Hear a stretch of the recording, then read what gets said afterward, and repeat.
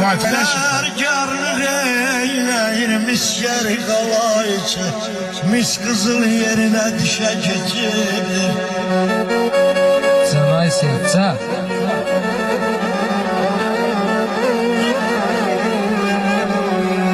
Bir cahil görenle koparma pənah, binadan qardaşdır aya bir yaxşı ilə yaman.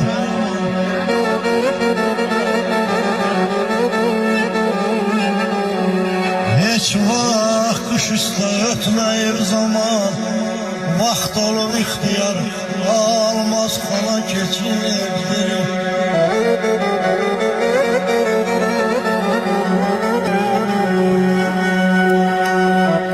O imam evladı yeli nəvəsi haqdan verilmişdi pay seyidin.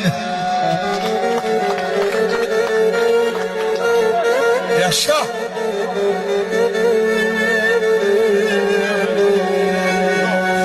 O imam evladı yeli nəvəsi haqdan verilibdir pay seyidin. Şədi sokağıdır, rütbəsi uzda, yoxdur yerində tay seyidin evine.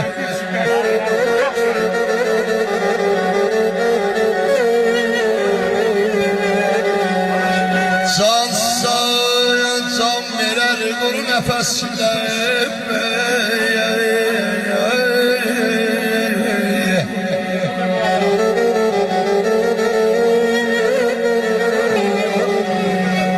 Can sağ, can verər quru nəfəsinə. Sətinə düşən dəyərini sənlə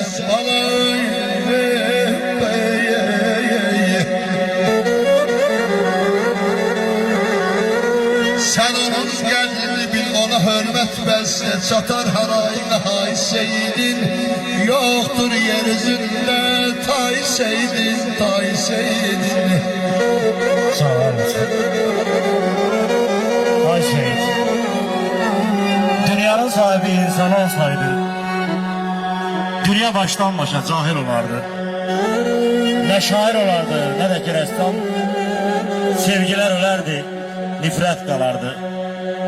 Birine değerdi başına dönüp, birine değerdi karşında ölüp, birinin elinden her şeyini alıp, birini değerdi çöllere salıp.